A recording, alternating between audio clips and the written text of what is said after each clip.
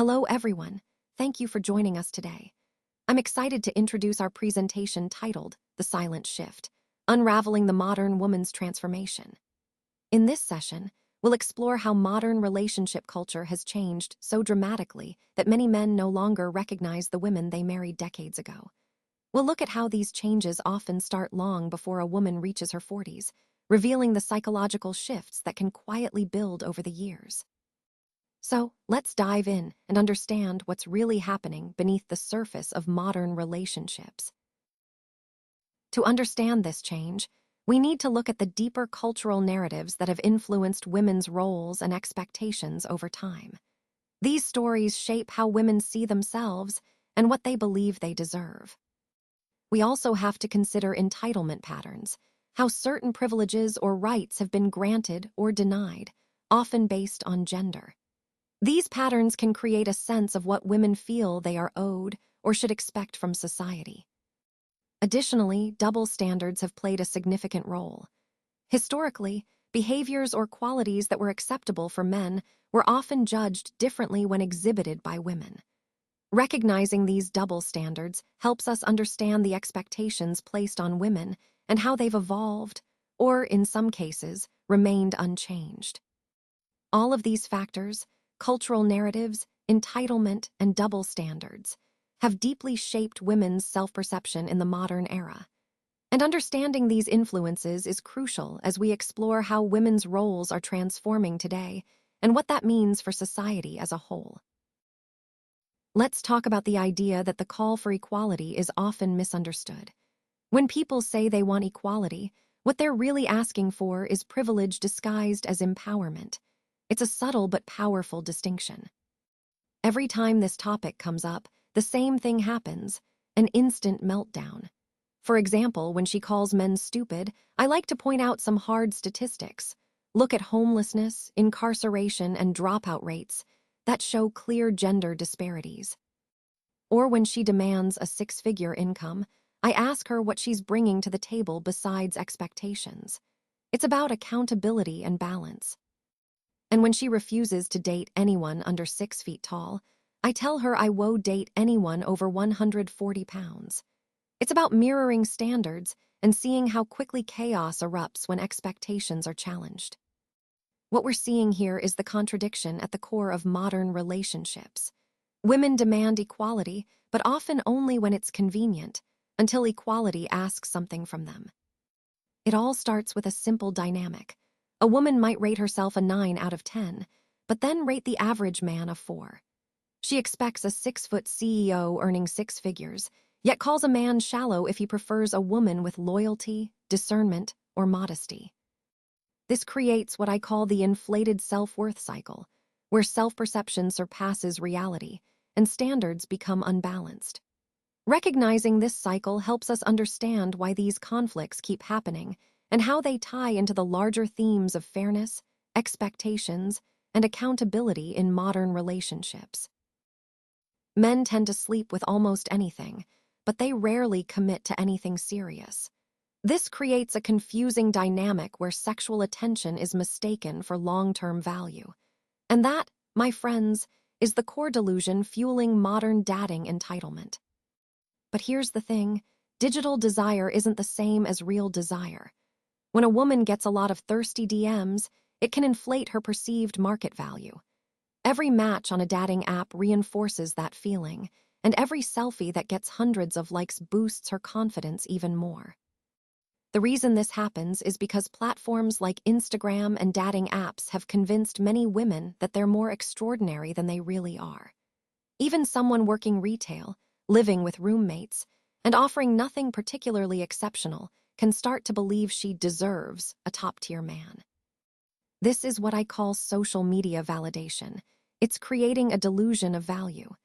It's easy to get caught up in the idea that because you get a lot of attention online, you must be highly desirable in the real world. But that's often far from the truth.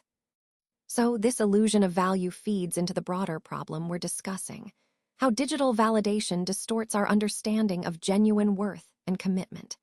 It's a key piece of why modern dating feels so superficial and disconnected from real long-term potential. Let's look at the pattern here.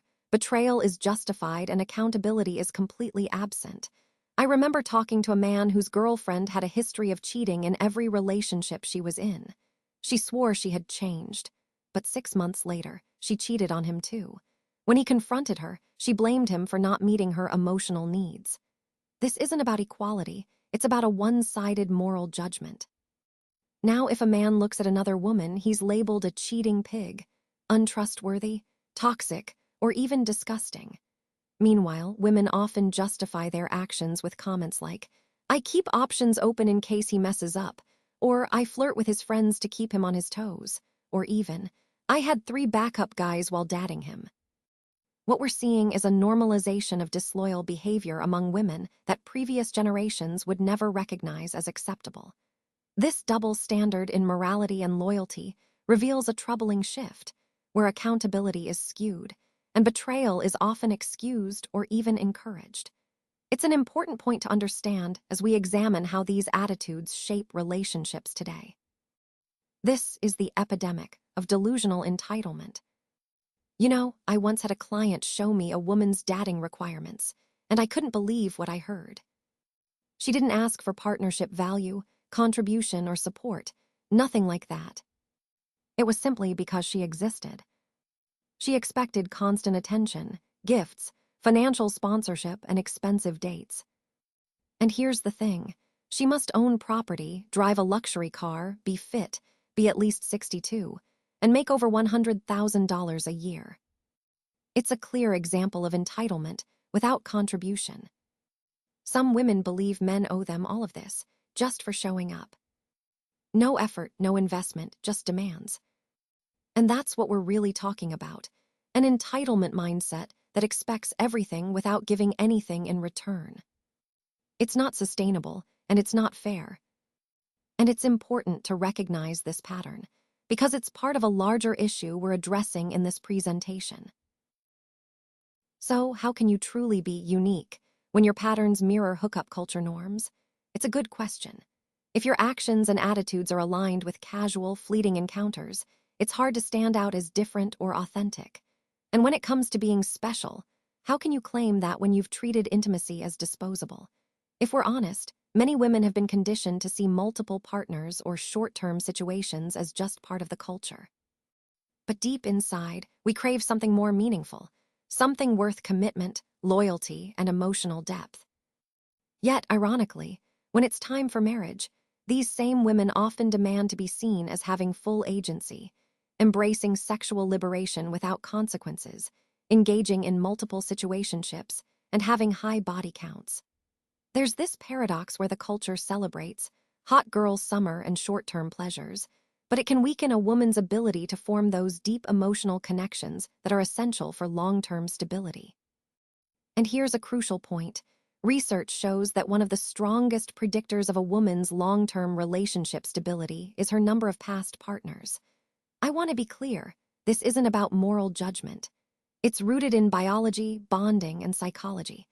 The more partners you've had, the more complex your emotional attachments can become, which can impact future relationships. So, when we look at the damage from hookup culture, it's not just about fleeting encounters. It's about how these patterns can influence your ability to build lasting, meaningful connections down the line. And understanding this is a key part of navigating your relationships with awareness and intention. Let's take a closer look at this slide. What we're seeing here is that the same behavior can lead to completely different judgments, depending on the context. This isn't true equality, it's what I'd call selective morality. For example, when a man cheats, people often label him as a monster, especially if it's because he felt that intimacy had been withheld for years. But if a woman cheats, she might be seen as needing attention or being lonely. The judgment shifts based on who benefits from the behavior. Similarly, when a man expresses certain standards or boundaries, he might be called misogynistic, insecure, or controlling. Yet, if a woman has a high body count, she might be celebrated as a sex-positive queen. And look at weight gain. If a man gains 20 pounds, he might be told he's let himself go and that others won't be attracted to him anymore. But if a woman gains 50 pounds after marriage, the response might be, "Love me for who I am." What this really highlights is how the rules change depending on who benefits. If a behavior favors one gender or one party, it's often judged differently. And that's a key point to remember as we go through this entire presentation. Now she finally faced the consequences of the lies she believed. Men often describe it as, "My wife woke up and became a different person." But the truth is much simpler. Some women lash out, some panic, some blame their husbands for feelings they themselves created. Others decide to start over, seeking youth, excitement, validation, or a new identity. It's also the loneliness of self-reliance, the emotional weight of independence, and the absence of external validation. We see the decline of sexual leverage, the reality of aging, and the consequences of these choices. By 40, many women confront what I call the overnight divorce phenomenon, when they suddenly change. And unfortunately for many, it's too late. A woman recently went viral after apologizing for believing feminist narratives. She spent her 20s finding herself, her 30s chasing success, and now at 42, she admits what she truly wanted was a family. Meanwhile, she watches desirable men date younger women, recognizing her fertility has declined and feeling unable to find commitment, struggling with dating, burned out, alone, exhausted. At ages 35 to 45, women often wake up, but the reality paints a different picture. The idea that you can have it all, that you can settle down later, or that you should just focus on having fun, exploring, sleeping around, or prioritizing your career, these are all popular narratives. Many believe that kids will limit them, marriage is oppressive, and that they don't need men. For decades, we've been told these ideas. Then we come to the feminist narrative and the midlife collapse. It's a worldview that demands protection and independence, privileges and equality, but also fosters feelings of superiority and victimhood. Suggest loyalty, that's seen as toxic. Call for accountability in dating, that's misogyny. Recommend modesty to reduce unwanted attention, that's oppression. We've reached a point where some women even propose male curfews so women can feel safe, effectively placing half the population under house arrest because of the actions of a fraction of men. And this leads to the culture of attacking without accountability. Women can criticize men freely, often without consequence. But if a man speaks honestly about female behavior, he's labeled misogynist. For example, I once had a female colleague say, "All men are potential rapists." And when I responded with data about women's abuse of children, I was reported to HR. Yet, when men try to comment on female patterns, they get called dangerous or useless. This conditioning is clear. Criticizing men is acceptable, even virtuous, but the opposite is taboo. This is the story no one wants to tell, but it's the story men are living every single day. You see, modern men are no longer offering that unconditional pedestalization that used to be the norm. And because of that, they're no longer buffering the consequences of the shifting expectations. The ideological narrative promised women freedom, empowerment, and happiness, but the reality has been quite different. Instead of fulfillment, many women are feeling loneliness, resentment, confusion, and unmet desires. What's truly tragic is that this clash of expectations often ends up destroying good marriages, loving husbands, and families that could have thrived if things had been different. It's important to understand that women over 40 don't suddenly change overnight. What happens is they finally collide with reality. That's when the cracks start to show. So, in conclusion, what we're really facing is the modern crisis of female expectation. It's a complex issue, but understanding it is crucial for navigating relationships and fostering genuine connection in today's world.